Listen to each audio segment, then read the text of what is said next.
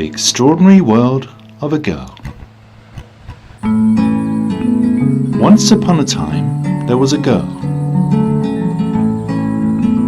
Of course, there were many other things too. But for some reason, people like stories that start with, "Once upon a time, there was a girl." Especially if they end with "happily ever after." They also like stories with animals, personified beyond recognition. But not him. He's just an ordinary cat who does ordinary cat things. As for our girl, she's anything but ordinary. She's smart. She's athletic. She's creative and a lateral thinker. And that's just the ordinary bit. She carries her dreams and inspiration around, while others carry shopping bags and newspapers. She can multiply and be in two places at the same time. And would you believe she can conjure up things by will? She says she only does that to her own things, not to other people's. Despite such an extraordinary protagonist, this story is not entirely about her. It's about me, the writer, and my story of telling her story.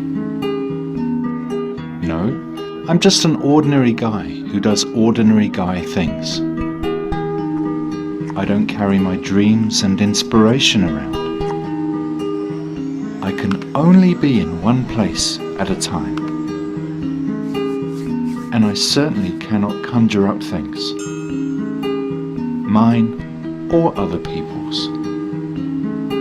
And as a writer, I struggle to finish stories I've started, especially her story.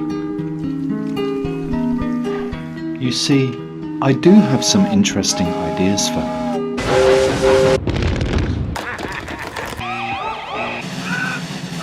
She doesn't like any of them. The real problem is the Oblivion Squad.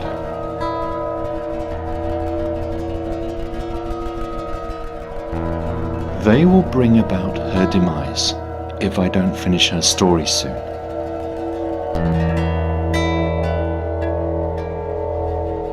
People like stories with bloodthirsty monsters.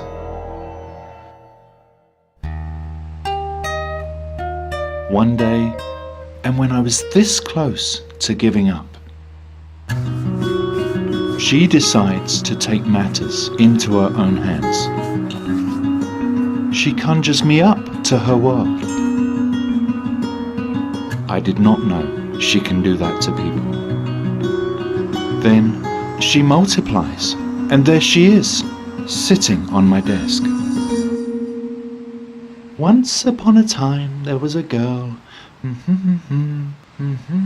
Right. Is she thinking of revenge?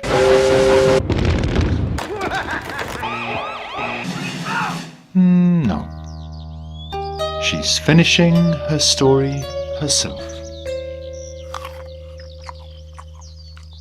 First, she turns the Oblivion Squad to something a little less sinister. Life is too short to live in fear, she thinks. Second, she finds herself a nice, handsome guy. Life is too short not to be with one, she admits. Third, she appoints herself as the reigning queen of her world. A bit excessive, if you ask me. And fourth, she appoints me as a consort prince and an autobiographical writer. Happily ever after. That's not a story.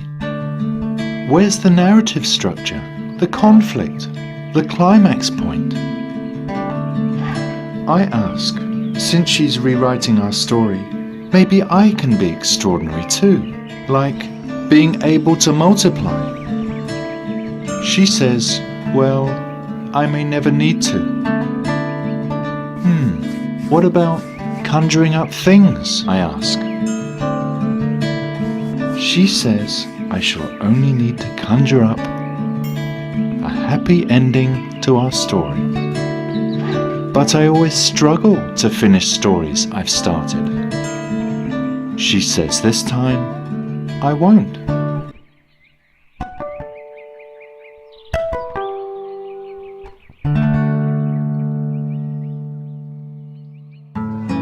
Once upon a time, there was a guy, and he left his ordinary world for the extraordinary world of a girl.